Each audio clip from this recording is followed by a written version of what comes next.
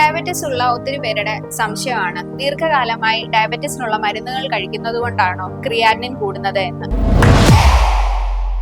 Diabetic kidney disease എങ്ങനെയാണ് diagnose ചെയ്യുന്നത്?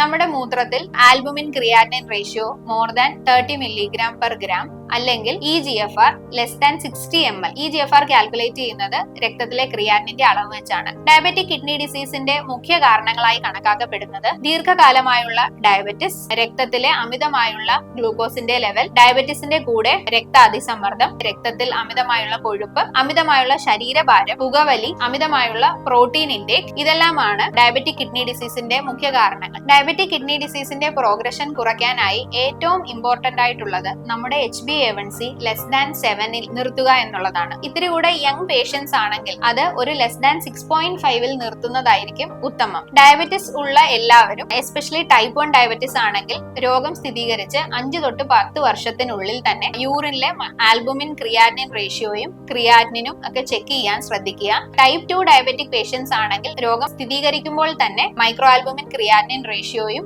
RFTയും ചെയ്ത് ഡയബറ്റിക് കിഡ്നി ഡിസീസ് ഉണ്ടോ എന്ന് ഉറപ്പുവരുത്തുക. ഈ വിഷയം സംബന്ധിച്ചുള്ള എല്ലാ സംശയങ്ങളും നിങ്ങൾക്ക് കമന്റ് ബോക്സിൽ രേഖപ്പെടുത്താവുന്നതാണ്.